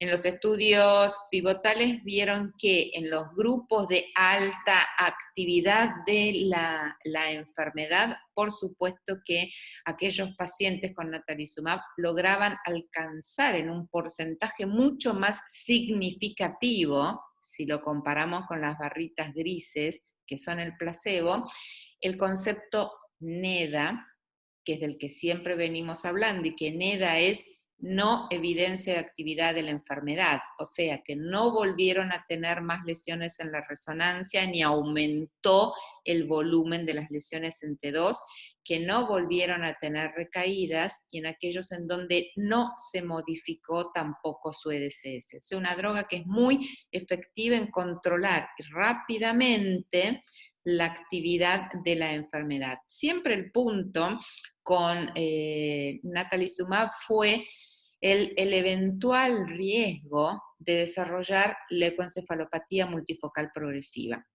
La historia también en este caso cambia a partir fundamentalmente del año 2013, en donde se introduce lo que es el estudio, la detección, la búsqueda del anticuerpo JC responsable de la leucoencefalopatía multifocal progresiva.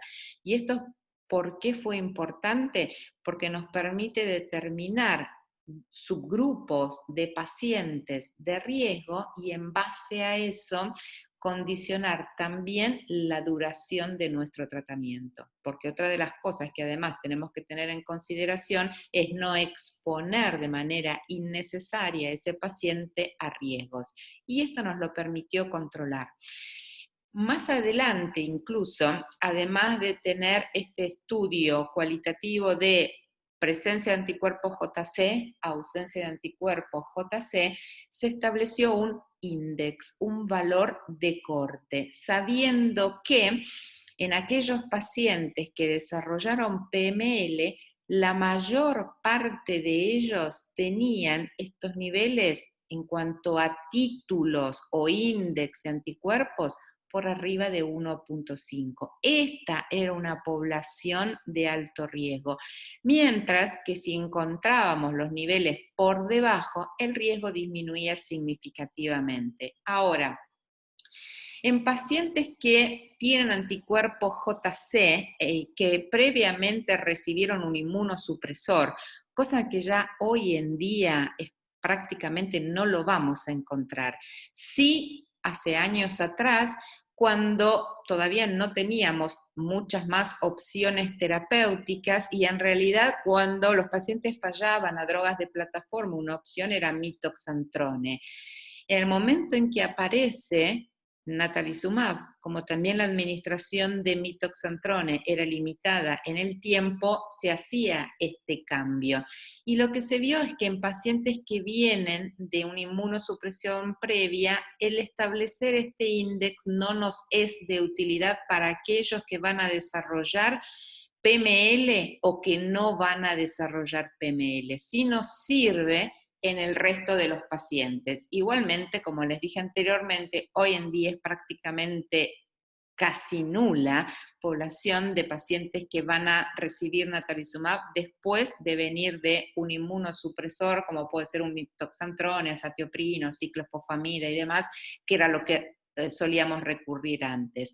Entonces, cada vez que pensamos en un paciente iniciar terapia con natalizumab, siempre vamos a ver cuál es el estado de anticuerpos. Si es negativo, y mientras esos anticuerpos sean negativos, podemos seguir con este tratamiento si es que logró controlar la actividad de la enfermedad, y lo que sí se recomienda es determinar los anticuerpos cada 6 meses, porque existe riesgo de que algún paciente se positivice, y eso, como dijimos previamente, va a condicionar durante cuánto tiempo lo vamos a hacer. Si los anticuerpos son positivos y ya lleva más de 2 años de tratamiento, y sobre todo viene de uso de inmunosupresores previos, y realmente nosotros quisiéramos seguir con este fármaco, tenemos que tener en cuenta que cada 3 meses, máximo 6, le vamos a tener que estar haciendo resonancias con protocolos abreviados para detectar la presencia de LMP. Por lo tanto, este sería un caso en el que claramente nos podemos plantear el cambio de tratamiento, porque de hecho someterlo cada 3 meses a resonancias y demás no creo que sea costo efectivo para ese paciente tampoco.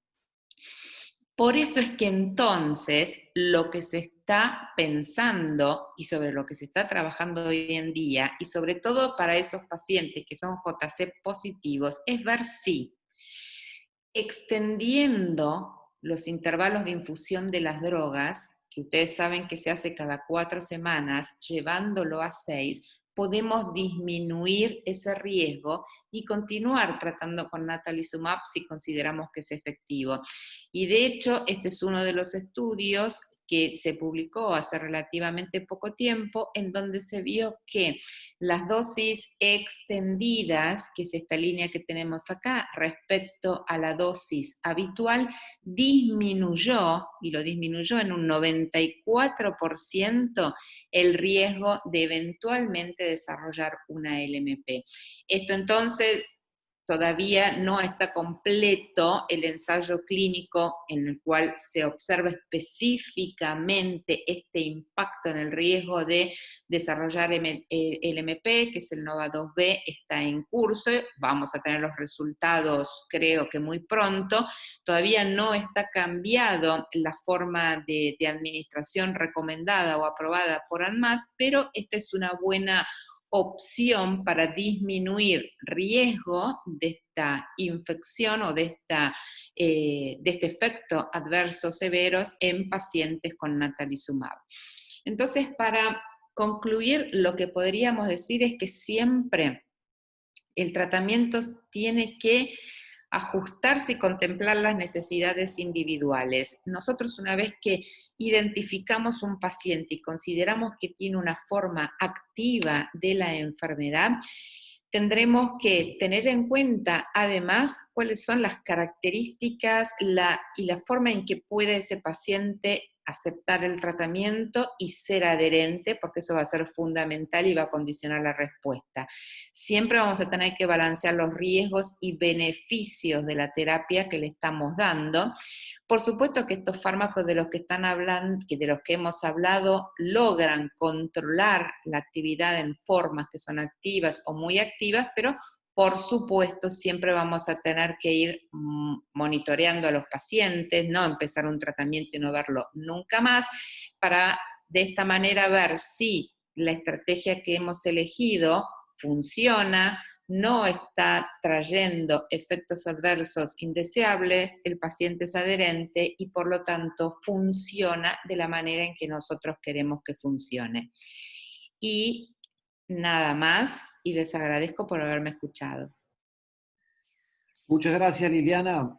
Está abierta al auditorio la discusión, comentarios, preguntas que se les ocurran.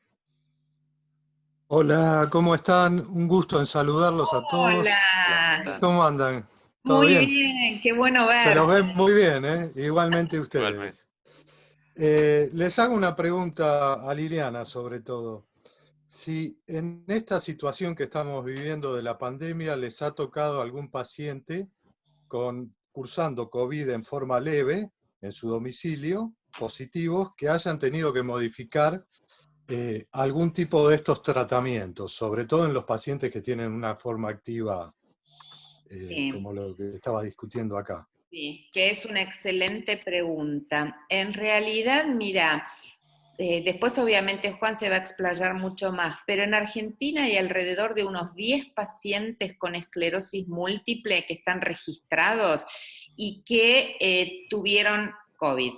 Ninguno de esos casos implicó, y yo voy hablando más específicamente de los que conozco, que son 4 que los hemos tenido en el hospital italiano, en ninguno de ellos se modificó la conducta, más allá de que 2 estaban recibiendo fingolimod, que uno lo considera como una droga para formas activas de la enfermedad. Todos fueron formas leves, solamente uno se internó porque necesitaba tenía disminuida un poco la saturación de oxígeno y necesitaba cánula para oxigenación, pero no tenía ningún infiltrado pulmonar ni necesitó pasar a terapia intensiva, con lo cual después de completar una semana en el hospital se le dio de alta.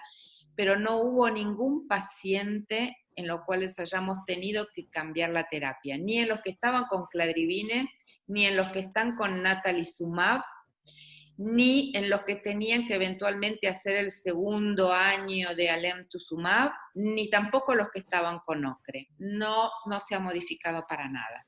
Perfecto. Siempre, bueno, ya termino, siempre haciendo énfasis obviamente en el cuidado, en el distanciamiento, qué sé yo, ¿no? Que eso es válido para todos, y a veces uno pone un poco más de énfasis en las personas con esclerosis múltiple. Pero no, ninguna conducta cambió. Perfecto, gracias. Respecto a tu pregunta, Fernando, fíjate qué curioso que fingolimod es uno de los medicamentos que se está ensayando para el tratamiento del SARS-CoV-2, o sea, de la enfermedad de COVID. Porque, como todos ustedes muy bien saben, la enfermedad tiene una fase infecciosa viral primaria, digamos, y una fase secundaria de respuesta hiperinmune. Y uno de los medicamentos que se está ensayando para eso son ciclos, creo que de 4 o 5 días de fingolimod. No hay resultados todavía, pero con esto quiero decir, y ahora lo vamos a ver un poco más probablemente con las charlas de Juan, que nuestros tratamientos de alguna manera están alineados con disminuir los niveles de interleuquina 6, que es el fenómeno, digamos, patogénico más importante o de los más importantes que ocurren en la segunda fase digamos, de la infección por COVID, que incluso el único medicamento que ha demostrado hasta ahora ser útil son los corticoides a bajas dosis, que los interferones también se están ensayando, o sea, que no hay ninguno de nuestros medicamentos que suponga aumentar la predisposición a adquirir COVID o a empeorar su curso evolutivo, lo que nos da cierta tranquilidad en el uso de todos nuestros medicamentos, ¿no? Al principio, obviamente, los primeros meses estuvimos muy asustados porque pensábamos que nuestros pacientes podrían ser más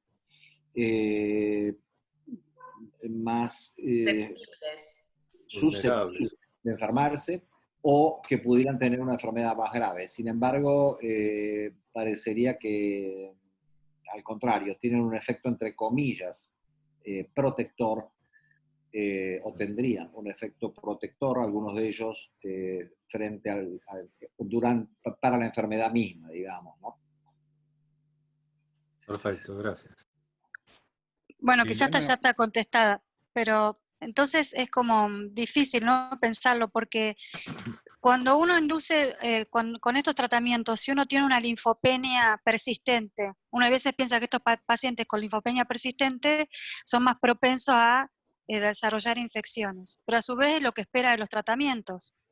Por lo cual, si uno tiene una linfopenia persistente, en esta un poco paranoia que hay un poco también con respecto a si puedo infectar o no, ¿toma uno alguna medida o nosotros, qué sé yo, tenemos pacientes con corticoides en forma persistente, pacientes oncológicos, ¿no? Le damos Bactrim 3 veces por semana por indicación de infectología, sobre todo basado en el conteo de linfocitos y de CD4. Pero me pregunto, ¿no?, si uno debería, o en aquel paciente que tiene más susceptibilidad de desarrollar algunas infecciones, si uno eso lo tiene en cuenta o no. Bueno, hoy hay recomendaciones con algunos medicamentos para hacer esas medidas profilácticas. Por ejemplo, con cladribina, si tiene un descenso, hace una linfopenia en Alemania grado 3, en otros lugares grado 4, o sea, si baja entre 500 y 200 para Alemania, y en otros lugares si baja más allá de los 200, recomienda la profilaxis con aciclovir. Eso para cladribina. Después está la recomendación de profilaxis con alemtuzumab durante el primer mes, posciclos, y después no hay grandes recomendaciones en sí. Hoy sabemos que fingolimod, si se mantiene sostenido por abajo de los 200, es un medicamento que debiéramos sacarlo.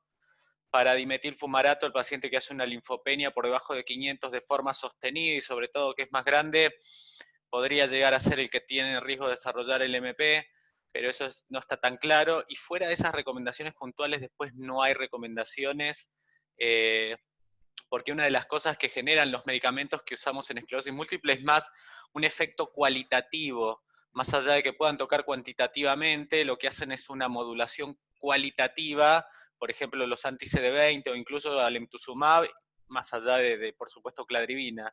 Es un cambio cualitativo, que es el que genera la eliminación de la respuesta autoinmune, sin tocar en principio la defensa del paciente contra otros organismos. Y de ahí que cuando se ven los datos de corte en el seguimiento, no hay una mayor incidencia de infecciones en general en los pacientes con esclerosis múltiple que usan los distintos tratamientos. Ni hablar para natalizumab. Natalizumab, cuando solamente uno controla lo que es el índice, es un medicamento donde prácticamente no vemos eventos adversos. De ahí el efecto muy selectivo, a diferencia en otras patologías, puede ser mucho menos selectivo y la aparición de eventos adversos más masiva. Sí, y en el caso de natalizumab, además piensen que lo que hace es impedir el ingreso de linfocitos al sistema nervioso central. Nada más que eso. O sea, en la periferia nada. Por lo tanto, el riesgo para COVID no aumenta, digamos. Bueno, eso es lo que yo quería decirles. Si hay alguna otra pregunta o comentario, si no la hay... Liliana, Sí. Edgardo, podríamos llevarnos entonces el concepto que un poco me sorprendió de que frente a una forma agresiva, fingolimod y dimetilfumarato serían equivalentes, o sea, uno podría elegir indiferentemente uno u otro para una forma agresiva de la enfermedad según los gráficos que mostraste, Liliana. Mira, uno plantearía dentro de las opciones orales un fingolimod, dimetilfumarato y cladribine también, ¿no? Como para las formas activas, dependiendo un poco también de las características del paciente, si es mujer, planificación de embarazo, si es planificación de embarazo, tal vez fingolimod complica un poquito más por el tema de suspender y esperar 2 meses y que puede hacer un efecto rebote, con lo cual dimetilfumarato o cladribine serían otras opciones a considerar. Lo interesante cuando se hacen los estudios en vida real es la única forma de poder comparar fármacos, porque nunca va a haber un ensayo clínico cabeza a cabeza. Entonces, tomando estos estudios comparativos con un buen método de comparación, como es este Propensity Score, uno considera que ambas opciones son válidas y después vos lo ajustarás a las características de tu paciente. Que obviamente puede fallar, sí, seguro, porque vos no lo vas a poder predecir de antemano, por eso, como decíamos antes, los controles, mes 6, al año, ver qué pasa con la resonancia, ver qué es lo que pasa con la clínica del paciente, y si no fue suficiente, cambiar tu estrategia. Gracias. Bueno, una última pregunta. Sergio, claro. Acá, Sergio.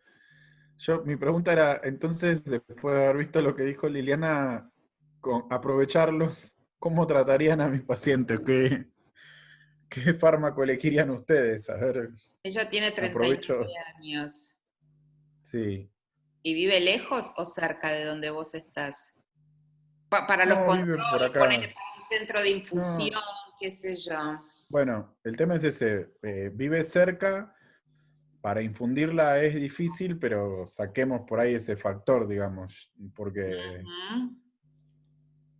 Bueno, pero es un pensando lo que factor decía fijo, Edgardo ¿no? antes, ¿no? Que hay que hacer algo rápido.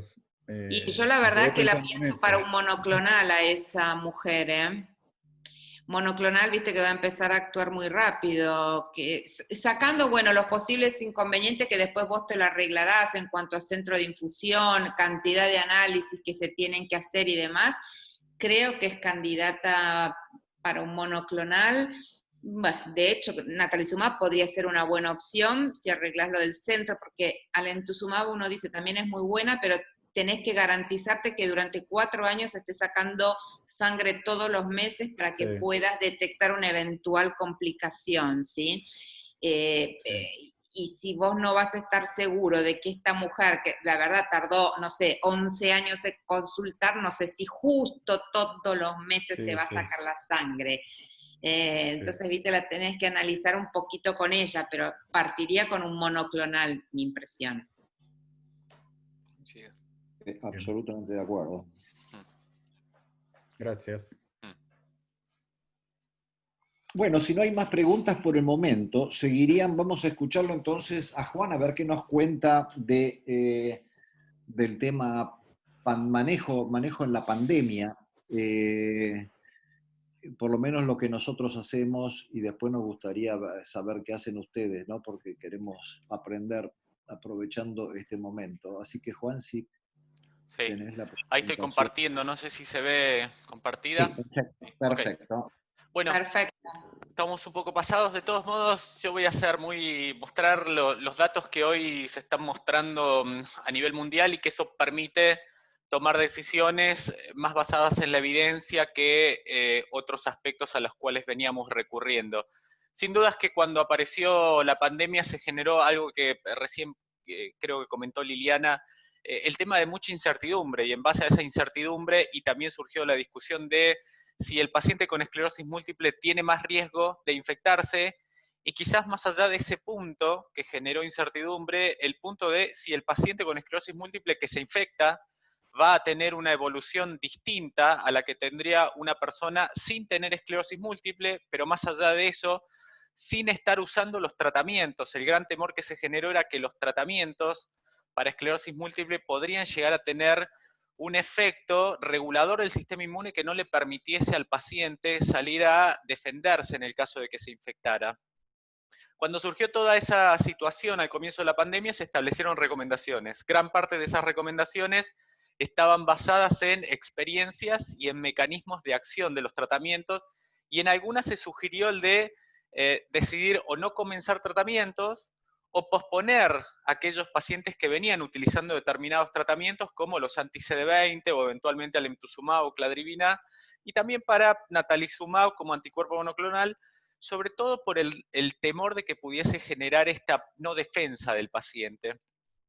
En paralelo, lo que se hizo fue pedirle a los distintos registros en el mundo que obtuviesen datos, es decir, que viesen cómo les iba a los pacientes con esclerosis múltiple que se infectaban, justamente para poder establecer recomendaciones y tomar decisiones en base a la evidencia. Una de las grandes iniciativas fue la MS Data Alliance, en donde lo que hizo fue pedirle a los distintos registros en el mundo que tomaran estos datos, para poder juntarlos y para poder entender mejor el comportamiento en la vida real.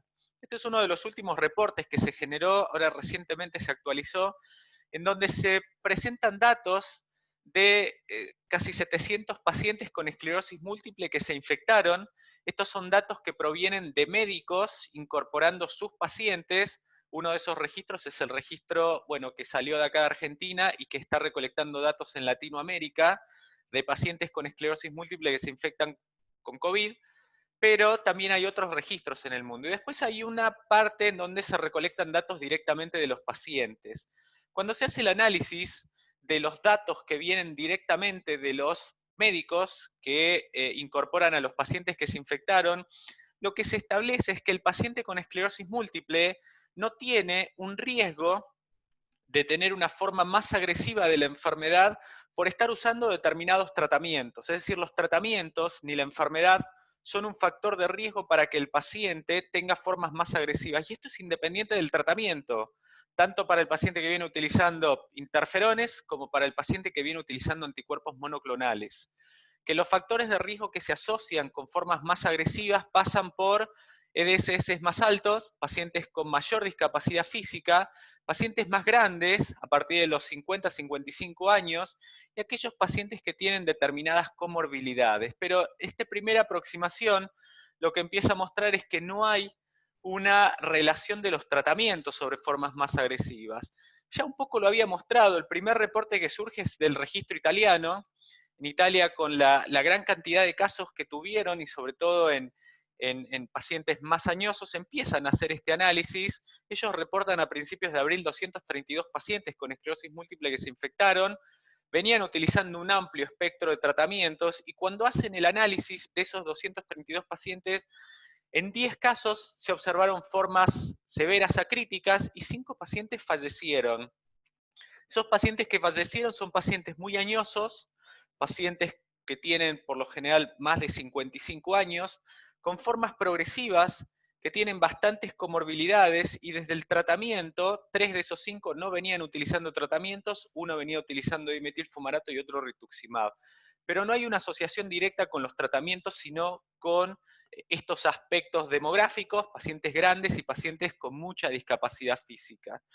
El segundo registro que comunica datos que empiezan a complementar esto, más allá de MS Data Alliance e Italia, es Francia. Francia presenta datos en 347 pacientes, en donde hace un análisis bastante parecido.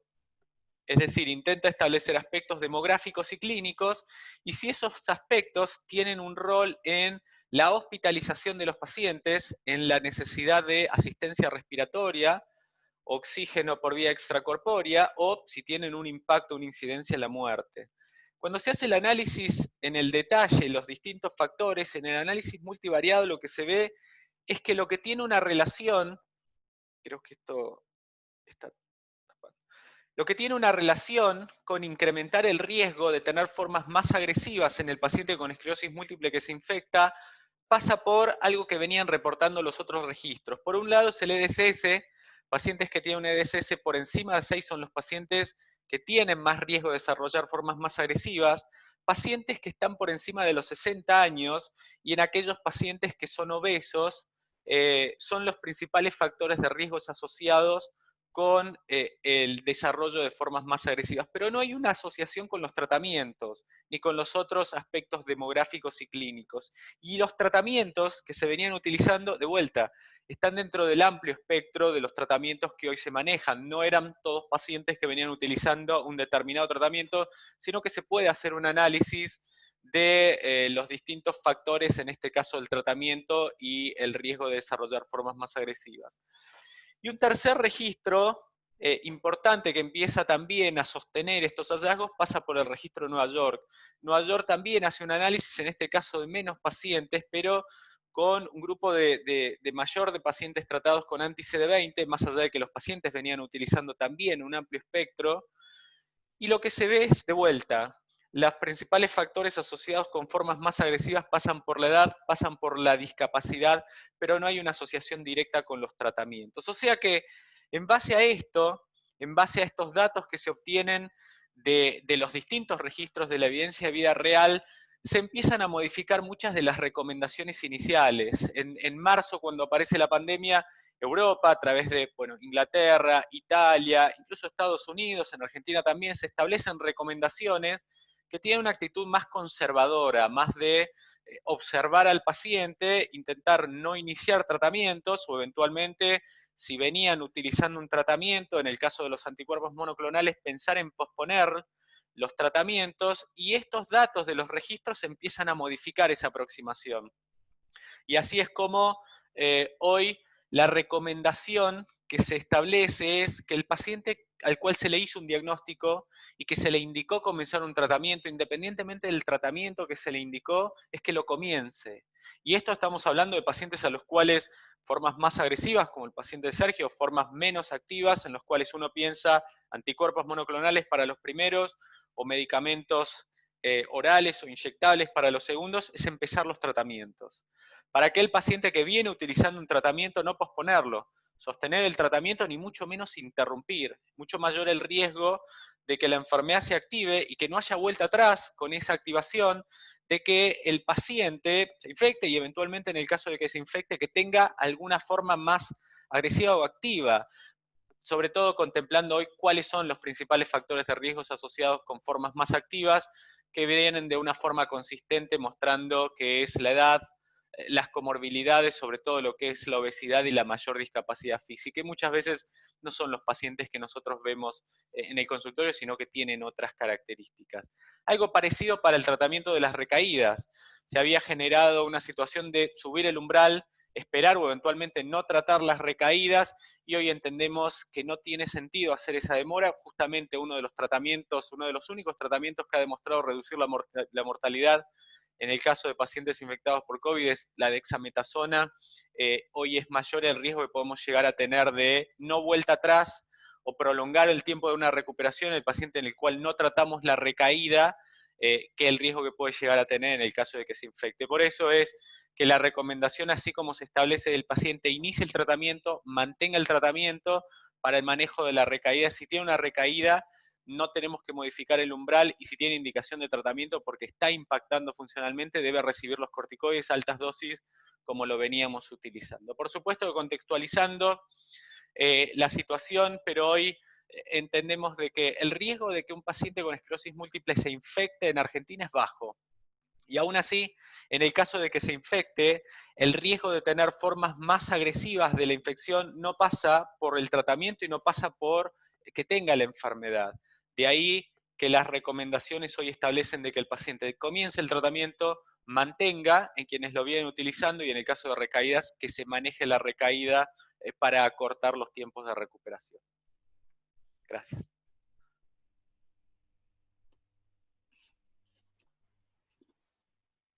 Muchas gracias, Juan. Veremos si hay ¿Preguntas o comentarios en el auditorio? ¿O están todos muy cansados? Entonces, Claro. una pregunta. Entonces, si vos tenés un paciente que está con fármaco vía oral y da positivo para COVID, está en su casa leve, sigue tomando. Sí. Sí. Perfecto. Exacto. Sí, exactamente. O Lo incluso, lo resumió perfectamente bien en 2 palabras. sí, Quería ver si lo había entendido. Lo entendiste perfecto. exactamente. Incluso llevarlo al paciente que está utilizando un anticuerpo monoclonal, está usando natalizumab y se infecta, tiene que seguir utilizándolo. Ujú. No vas a interrumpir mucho menos el paciente de una forma leve, moderada. Por supuesto, si está cursando justo la infección, está internado, probablemente ahí no hagas la aplicación. Pero al tener estas formas de aplicación y estos datos, hoy la recomendación es que el paciente sostiene los tratamientos, incluso en el contexto de la infección, estas formas leves. Juan, una pregunta, ¿te entendí bien? ¿Es menos la posibilidad de infección con COVID en el paciente con múltiple? No, no. El riesgo de que el paciente con esclerosis múltiple se infecte es el mismo riesgo que tiene una persona que no tiene la enfermedad. Bien. La gran pregunta surgía de si el paciente con esclerosis múltiple que se infectaba tenía más riesgo de tener formas más agresivas de la infección. Es decir, de necesitar o una terapia intensiva o la asistencia respiratoria porque el tratamiento impidiese la respuesta inmunitaria. Y hoy los registros lo que muestran es que no es así. El paciente que se infecta tiene el mismo curso que tiene una persona que no tiene la enfermedad y que no está usando el tratamiento, y que el riesgo no pasa por tener la enfermedad ni por el tratamiento, sino que en todo caso, si tiene un riesgo elevado, va a pasar o porque es una persona añosa, un paciente añoso, o porque tiene mucha discapacidad física, o porque eventualmente tiene alguna comorbilidad. Perfecto. Sí. Bueno, parece que no hay más preguntas en el auditorio. Espero que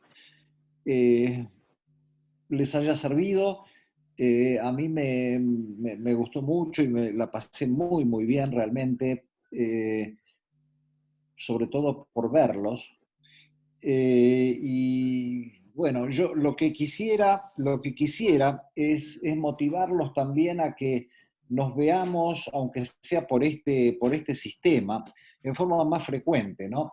Y a propósito de cualquier duda que tengan o de un caso clínico interesante como el que nos mostró Sergio hoy, o de cualquier tema que quieran charlar, yo les pediría que por favor nos llamen y podamos entonces tener estos encuentros que para mí son bárbaros, y yo la paso muy bien y aprendo mucho y bueno, no esperemos a que nos convoque necesariamente un laboratorio para hacer estas cosas. Podemos, con estos medios tan accesibles ahora, de Zoom, etcétera, hacerlas por nuestra cuenta y cuando querramos. Basta simplemente con que alguno de ustedes nos diga quiero que nos reunamos tal día y nos fijamos una hora y bueno, y nos encontramos cuando quieran. Por eso no esperemos a ser invitados necesariamente por terceros, a quien agradezco mucho, obviamente, por hacerlo, pero nosotros también podemos hacerlo por nuestra cuenta en el futuro en forma más seguida de la que lo hacemos, ¿no? Ujú. Así que un fuerte abrazo a todos y hasta muy pronto. Muy bueno, muy claro todo. Bueno, Gracias, muchas gracias a Igual- Sergio. gusto de verlos. Que estén bien. Gracias igualmente un y cariño grande. te Gracias, vamos a Una buena tomar gracias. la semana, palabra, adiós. Edgardo, porque tenemos algunos pacientes para charlar, así que en cualquier Bueno, momento. entonces De paso llamen. les contamos algunos nuestros también que no fueron muy complicados, así los vemos. Sí. Vale, Bueno, sí, ya nos perfecto. habíamos mal acostumbrado a tenerlos una vez por año por acá, así que lo armamos y charlamos algunos pacientes que tenemos dando vueltas. Jorge Obvio. tenía uno, yo tengo otro, así que en algún momento estaría bueno. Cuando ustedes Sí, quieran nos reunimos, nos reunimos acá, sí. Cuando claro, ustedes Vale, quieran. Buenísimo, vía Zoom. Bueno, buenísimo. Sí, Un un abrazo Sergio, abrazo. muy escribime a grande. mí, a quien gracias. Bueno, quieras y lo Lina, gusto de ver. coordinamos. Sí, a través de Guillermo, que él nos coordina, porque le dimos a él ese trabajo. Sí, toda la acción que han tenido, o sea, escriban sin ningún problema y le damos la vuelta para poder conectar. ¿Puedo tirarles un tema para la próxima? Sí, por supuesto. ¿Qué hacer después de las terapias de alta efectividad? ¿Qué le doy? Bueno, Gran tema. sí, un temita sencillo. Bueno. Muy bueno. Gracias, adiós. Gracias, chao. Un Que estén bien. Buenas Chao, chao. noches, gracias a todos. Chao, gracias.